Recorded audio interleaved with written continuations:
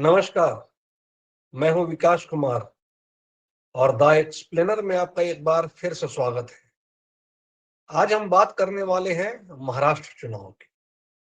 महाराष्ट्र चुनाव महाराष्ट्र चुनाव काफी महत्वपूर्ण है। इसमें कोई दो राय नहीं है कि हरियाणा चुनाव के बाद महाराष्ट्र का इम्पोर्टेंस और काफी बढ़ जाता है। बढ़ इसलिए भी जाता है कि सारे लोग ये जानना चाहते हैं कि क्या कहीं बीजेपी का वही हश्र तो नहीं होगा जैसा लोकसभा में हुआ था।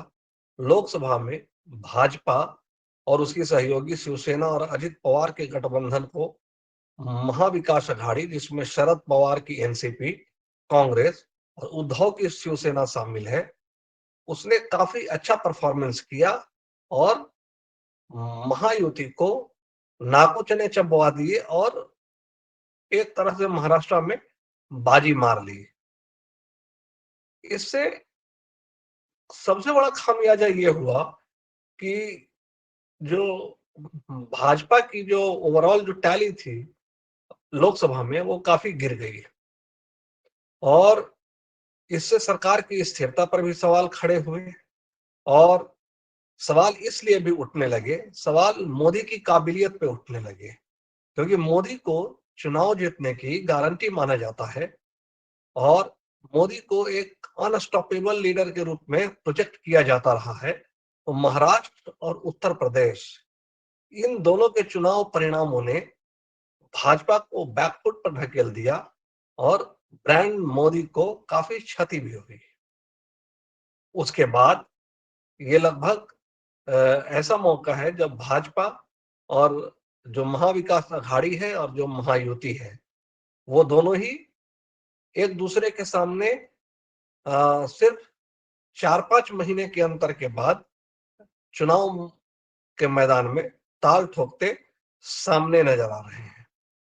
और ये एक तरीके से अगर मैं कहूं तो राहुल गांधी, जो एक हाल ही में लोकसभा में अपने शानदार परफॉर्मेंस से, वैसे मैं तो उसको बहुत शानदार नहीं कहूंगा, लेकिन वो उसको अपनी जीत मानते हैं, तो सो कॉल्ड अपनी जीत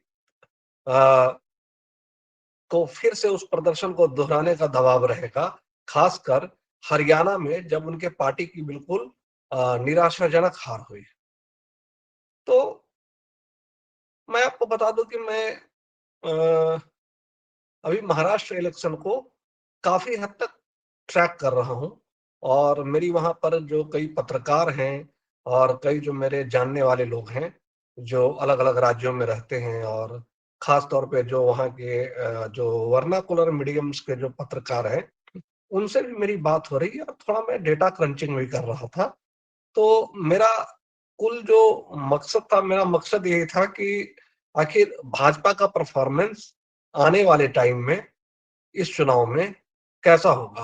अभी चुनाव में निश्चित रूप से 7-8 दिन, 9 दिन बचे हैं। 20 तारीख को मतदान है और 23 को रिजल्ट आना है। तो इस अ,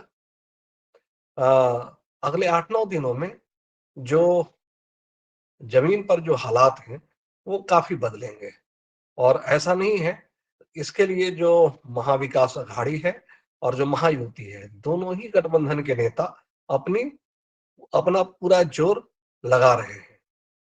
जो बीजेपी की कोशिश यही रही है, बीजेपी और उसके जो महायुति गठबंधन के जो लीडर्स हैं, जो पार्टियां हैं, उनकी कोशिश यही है कि जो ग्राउंड उन्होंने लोकसभा में लूज कर दिया था, उस ग्राउंड को फिर से गेन करे और बेहतर परफॉर्मेंस करे।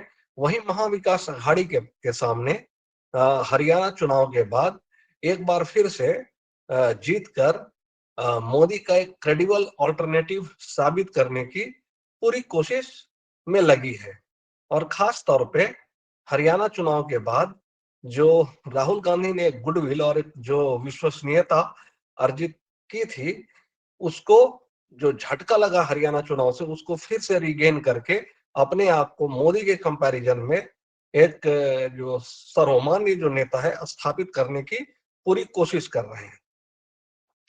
तो चलिए, अभी तो मैं सीट वाइज प्रेडिक्शन नहीं बता पाऊंगा, और जो अभी जो ओपिनियन पोल आया था IANS का, उसके हिसाब से तो उसने ये भी बताया कि करीब 4% के आसपास जो महायुति गठबंधन है उसको महाविकास अघाड़ी पे लीड है, और वो 145 से 165 सीटों का मार्जिन दे रहे हैं, जो मेरे हिसाब से उसके आसपास ही परिणाम होने चाहिए, अगर इसी तरीके से अगर कोई बहुत बड़ा उलटफेर नहीं हुआ तो। अब मैं ऐसा क्यों कह रहा हूं? जब मैं ऐसा कह रहा हूं कि महायुति का जो परफॉर्मेंस है वो लोकसभा की तरह नहीं होगा, बल्कि लोकसभा से काफी बेहतर होगा। उसकी वजह सबसे बड़ी वजह ये है कि अगर आप थोड़ा सा भी बिहाइंड बीनीथ द सरफेस देखें, यानी आप सतह को थोड़ा सा पूरे दे, तो आपको एक अलग कहानी मिलेगी। उदाहरण के लिए मैं आपको बताता हूं कि जो 2024 का चुनाव था, उसमें भाजपा का जो परफॉर्मेंस था, महाराष्ट्र के दो हिस्सों में, मराठवाड़ा और विदर्भ, इन दोनों ही हिस्सों में भाजपा का परफॉर्मेंस या महाविकास महायुति का जो परफॉर्मेंस था, महाविकास अघाड़ी के तुलना में काफी खराब था। और विदर्भ में करीब 10% के अंतर से, और जो आपका मराठवाड़ा क्षेत्र में भी 11% वोट शेयर में अंतर था। तो मराठवाड़ा और विदर्भ, ये दोनों में बीजेपी ऐसा नहीं था कि पहले काफी स्ट्रांग थी, लेकिन कम से कम जितनी सीटें वो प्राप्त कर सकती थी, उतनी सीटें भी बीजेपी को नहीं मिली, और लगभग लगभग वहां इस इलाके में सफाया हो गया था। और यही हाल जो है आपको मुंबई में, जैसे 7 जितनी सीटें थी उसमें बीजेपी सिर्फ 2 ही सीटें जीत पाई, और नॉर्थ महाराष्ट्र हो या फिर इन जगहों में तो बीजेपी का परफॉर्मेंस लगभग लगभग ठीक ठाक था। तो इस बार भी जो जीत की जो कुंजी होगी, वो मैं मानता हूं कि मराठवाड़ा और विदर्भ ही होगा। उसका कारण है कि बीजेपी जितना अच्छा अपना ग्राउंड गेन कर पाएगी इन दो इलाकों में, उतना ही बेहतर बीजेपी के सरकार बनाने की संभावनाएं होंगी। अब आपको मैं क्यों कह रहा हूं कि जो जो डेटा या जो रिजल्ट आया 2024 में, अगर आप उसको ये मान करके चलते हैं कि वही परिणाम अगर आएंगे तो बीजेपी हार जाएगी, लेकिन ऐसा नहीं है। अब थोड़ा सा हम सरफेस के अंदर देखते हैं, तो एक उदाहरण आपको देता हूं। अगर मान लो कि मुंबई पश्चिम एक लोकसभा क्षेत्र है जिसमें करीब 6 सीटें हैं, 6 विधानसभा सीटें हैं। उसमें से 5 जो विधानसभा की सीटें थी, उसमें जो बीजेपी के जो प्रत्याशी उज्जवल निकम थे, वो आगे थे। लेकिन जो एक सीट था जो काफी ज्यादा मुस्लिम डोमिनेटेड था, उस पर इतनी ज्यादा टैक्टिकल वोटिंग हुई कि उनकी हार हो गई, काफी मामूली मत मार्जिन से उनकी हार हो गई। ऐसे ही एक जो पुणे के आसपास का कोई सीट था जो शिवसेना का गढ़ माना जाता था, वहां भी बीजेपी करीब जो मैक्सिमम जो असेंबली सीट्स थी उसमें वो आगे थी। लेकिन एक जो मुस्लिम डोमिनेटेड एरिया था, उसमें इतनी जबरदस्त वोटिंग हुई कि बीजेपी वो हार गई। तो आप ये मान करके चलिए कि अगर असेंबली के भी परिणाम अगर 2024 में भी होते, तो बीजेपी कम से कम उतना खराब परफॉर्मेंस करती हुई नहीं दिखती, जितना कि लोकसभा के परिणाम में वो चुनाव परिणाम दिखा रहा था। तो अब निश्चित रूप से जो मोदी के खिलाफ एक आक्रोश था, जो बीजेपी के खिलाफ एक आक्रोश था मराठवाड़ा क्षेत्र में, और आपको विदर्भ क्षेत्र में, और जो महाराष्ट्र के कुछ दूसरे हिस्सों में, कि इन्होंने शरद पवार की पार्टी को नुकसान पहुंचाया है, और उद्धव ठाकरे की पार्टी को जो बाला साहब ठाकरे की शिवसेना है उसको नुकसान पहुंचाया है। और ये करके इन दो, चूंकि काफी सम्मानित नेता रहे हैं, तो बीजेपी ने ऐसा नहीं किया, तो उनको एक सिंपैथी वोट मिला, जो सिंपैथी वोट अब जो आने वाले विधानसभा चुनाव में है वो नहीं मिलने वाला है। और दूसरी बात ये कि जिस तरीके से टैक्टिकल वोटिंग हुई और मुस्लिम मुस्लिमों का जो वर्चस्व बढ़ा, इससे कहीं ना कहीं अब जो महाराष्ट्र के जो बीजेपी सपोर्टर्स हैं और जो दूसरे भी जो लोग हैं जो इस जो बदलती हुई डेमोग्राफी को लेकर के चिंतित हैं, उनके मन में ये बात आ रही है कि उन्होंने 2024 के चुनाव में कुछ ज्यादती कर दी थी, जिसको कि अब ठीक करने का वक्त आ गया है। तो अब देवेंद्र फडणवीस से अभी उन्होंने जो भी चुनाव जो अभियान की शुरुआत की, तो उन्होंने क्लियर कट कहा कि वोट जिहाद हो रहा है, ये एक सच्चाई है।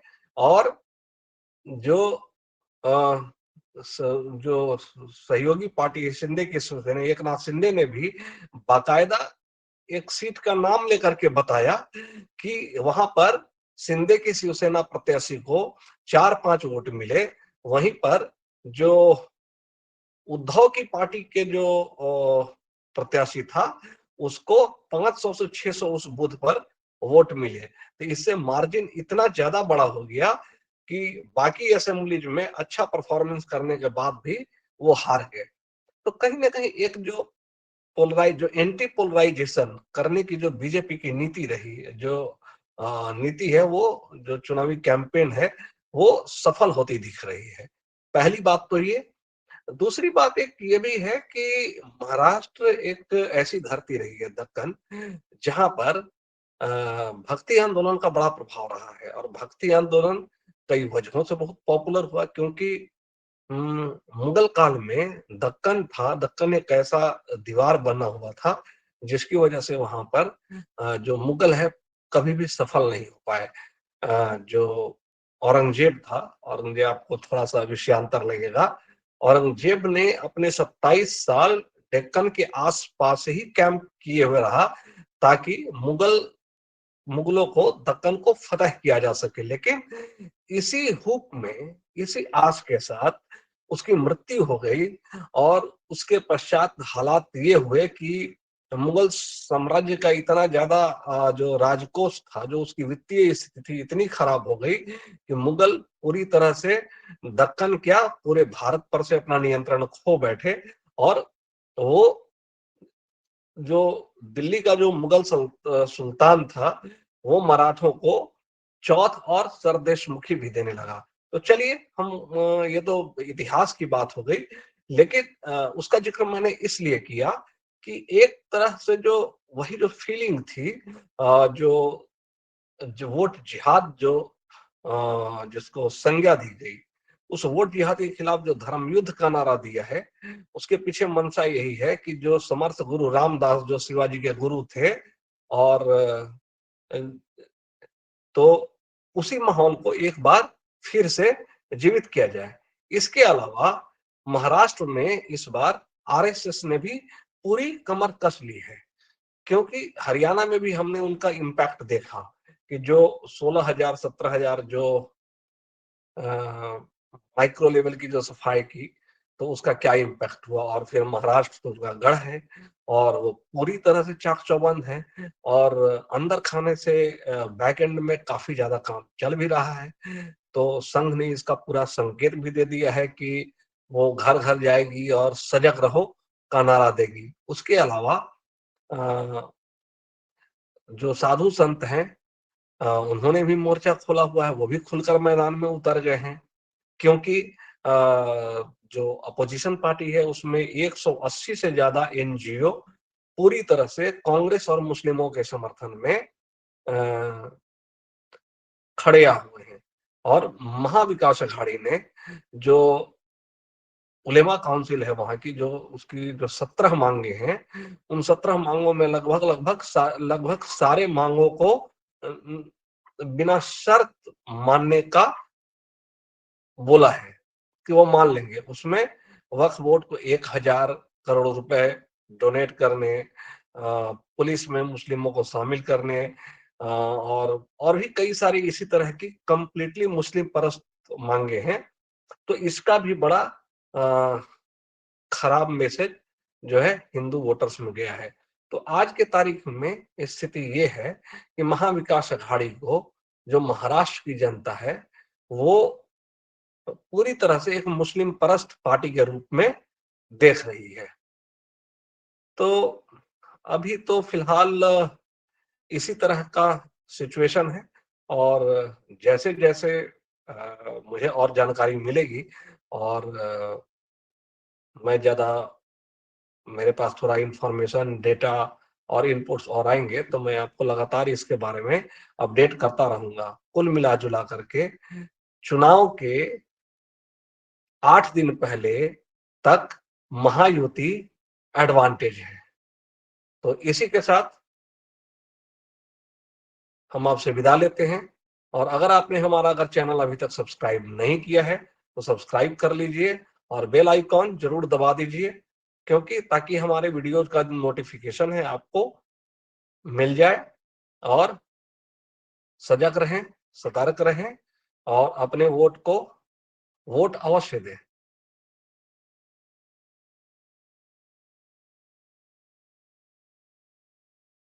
तो इसी के साथ मैं आपसे विदा लेता हूं।